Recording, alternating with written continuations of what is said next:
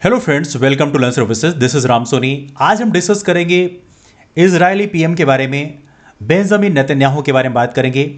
Condition जो Israel में इस समय चल रही है उसके हिसाब से पॉसिबिलिटी है कि इनकी पीएम की पोस्ट इनके हाथ से चली जाएगी।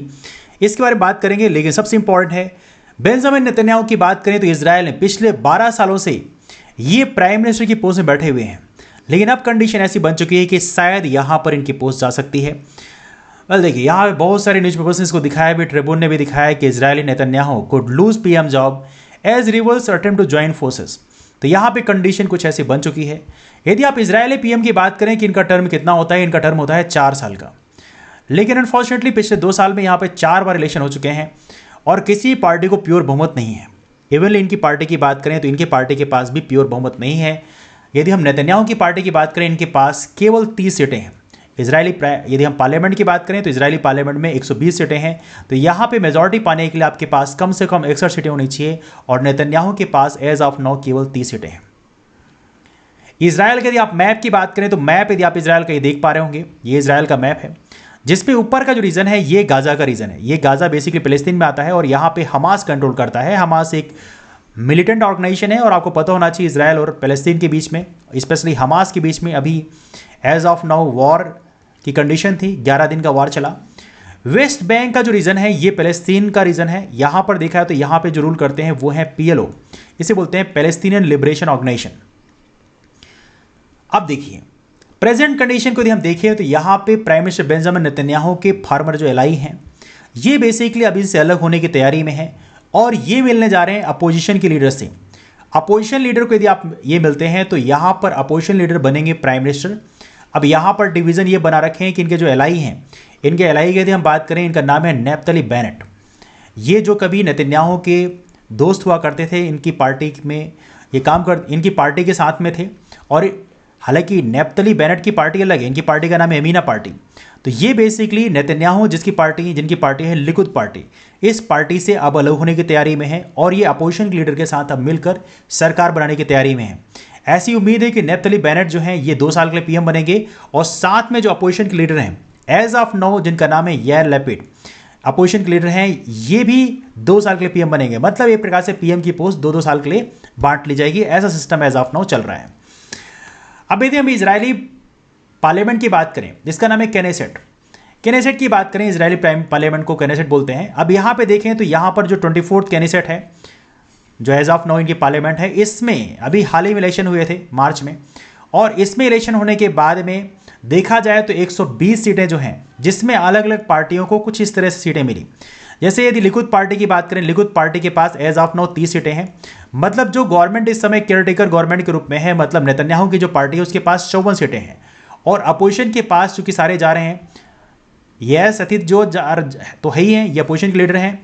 और यमीना की बात करें ये भी ज्वाइन कर रहे हैं, तो इनके पास अब 66 सीटें होने की उम्मीद है। तो अब जो है इनकी पार्टी बेसिकली नेतन्याहू की पार्टी जो है अब शायद अपोजिशन में चली जाएगी। देखिए यदि हम बात करें इजरायल में इलेक्शन कैसे काम करता है, आपको लगता होगा आखिर ऐसा क्या है। इजरायल में 120 सीटें हैं इजरायल के पार्लियामेंट में, इसमें 61 सीटें लाना क्या इतना बड़ी बात है। यस, इजरायल में जिस तरह से इलेक्शन होता है उसके हिसाब से 61 सीटें लाना बहुत बड़ी बात है। इंडिया से यदि आप कंपेयर करें तो भारत में क्या है कि मान लीजिए बीजेपी की सरकार है भारत में और इनके पास बहुत भारी मेजॉरिटी है। देखिए भारी मेजॉरिटी है, बहुत सारी सीटें इनके पास में है, लेकिन इसके बावजूद भी यदि बीजेपी के वोट शेयर की बात करें तो इनके पास जो वोट शेयर है महज 35% के आसपास वोट शेयर है। मतलब वोट शेयर इतना अच्छा नहीं है, इसके बावजूद भी बीजेपी के पास बहुत बड़ी मेजॉरिटी है। लेकिन यहां पर इजरायल में ऐसा होता तो बात अलग होती, वहां पर इनके पास मेजॉरिटी नहीं होती। क्यों? क्योंकि यहां पर जो वोट सिस्टम है, इंडिया का वोट सिस्टम है कैसा है, यहां पे वोट सिस्टम है first past the post system या पीटीपी। इसका मतलब यह है कि यहां पर जो सबसे अधिक वोट पाएगा उसको सारी सीटें मिल जाएंगी, मतलब वो जीत जाएगा। जैसे मान लीजिए सपोज करिए एक सीट में इलेक्शन हुआ और वहां पे 4 लोगों ने पार्टिसिपेट किया, तो जिसको सबसे ज्यादा वोट मिलेंगे उसी को जीता घोषित कर दिया जाएगा। इजरायल में ऐसा नहीं है, यहां पे party list proportional representation system है। इसका मतलब है कि मान लीजिए 120 सीटें हैं, यहां पे किसी पार्टी को यदि 10%, यहां पे किसी एक आदमी को वोट नहीं दिया जाता, कोई कैंडिडेट नहीं होता, पूरी पार्टी को वोट देते हैं आप। मान लीजिए किसी पार्टी को 10% वोट मिले, मतलब उस पार्टी को 12 सीटें मिल जाएंगी। मान लीजिए किसी पार्टी को महज 5% वोट मिले, मतलब उसकी पार्टी को भी 6 सीटें मिल जाएंगी। यदि किसी की पार्टी को यदि 40% वोट मिले तो उसके हिसाब से उसको उतने सीटें मिलेंगी।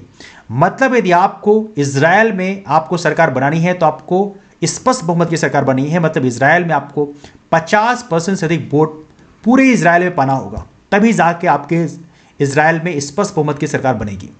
यह सिस्टम इजराइल में काम करता है, क्योंकि वहां बहुत सारी पार्टीज हैं, इसलिए किसी एक पार्टी को पूर्ण बहुमत पाना बहुत मुश्किल काम है।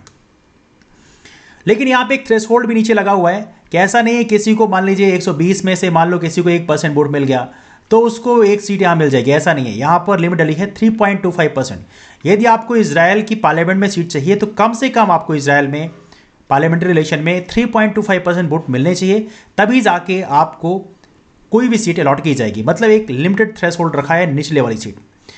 अब यहां पे यदि हम देखें तो एज ऑफ नाउ इजराइल में सीटों का डिवीजन कुछ इस तरह से है। यहां पर जो रूलिंग पार्टी है इसका नाम है लिकुद।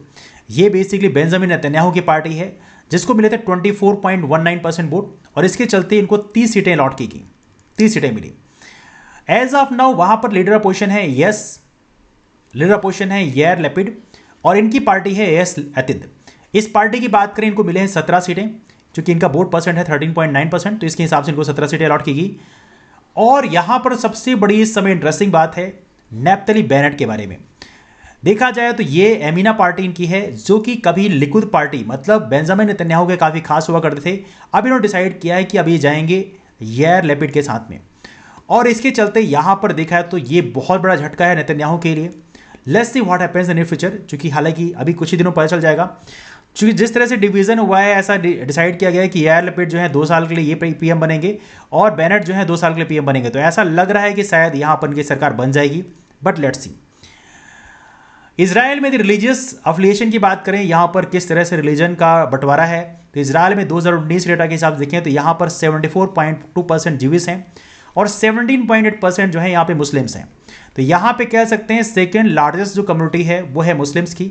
कुछ समझिए इंडिया जैसा ही सिस्टम है, इंडिया जैसे सिस्टम चल रहा है यहाँ पे, इसीलिए कई बार वहां पे इजराइल में फंडामेंटलिज्म चलता है, मतलब जो लोग रिलीजियस टॉक ज़्यादा करते हैं उनको आमतौर पर वोट ज़्यादा मिलते हैं, ये भी सिस्टम वहां पे चलता है। एनीवे, ये रहा आज की डिस्कशन के बारे में। आपको क्या लगता है ऐसे मुश्किल हालात में इजराइल के लिए सत्ता परिवर्तन कितना जेन्युइन होगा, इसके बारे में आप कमेंट जरूर करिए।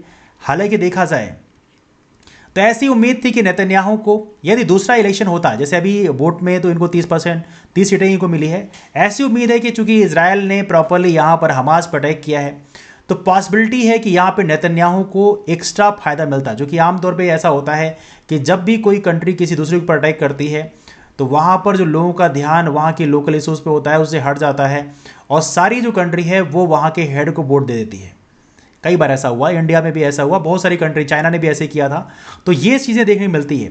तो यहाँ पे देखें तो यहाँ पर ऐसा उम्मीद थी कि शायद नेतन्याहू को यदि अगला इलेक्शन होता है तो यहाँ पर नेतन्याहू को अच्छी मेजॉरिटी मिलती, लेकिन यदि इलेक्शन होने के पहले ही यहाँ पर अपोजिशन ने गवर्नमेंट बना दी तो नेतन्याहू के लिए एक बड़ा सरदर्द है, चूंकि नेतन्याहू का जो 12 साल का पीएम का सफर है फाइनली यहाँ से समाप्त हो जाएगा। एनीवे, इसमें आपका ओपिनियन क्या है और आप ये बताइए कि यहाँ पर जो इनका इलेक्शन सिस्टम है वो कितना अच्छा है। आप क्या बताना चाहेंगे, भारत का इलेक्शन सिस्टम अच्छा है कि इजराइल का इलेक्शन सिस्टम अच्छा है? प्लीज़ कमेंट बिलो, आप कमेंट जरूर करिएगा। पसंद आया तो लाइक कर दीजिएगा, इसको शेयर कर दीजिएगा, और हाँ, चैनल को सब्सक्राइब नहीं किया चैनल को सब्सक्राइब जरूर कर लें, क्योंकि ऐसे कंटेंट आपको अब यहाँ पर हमेशा मिलेंगे। चलिए मिलते हैं आप लोगों से अगले वीडियो में, तब तक के लिए bye bye and take care.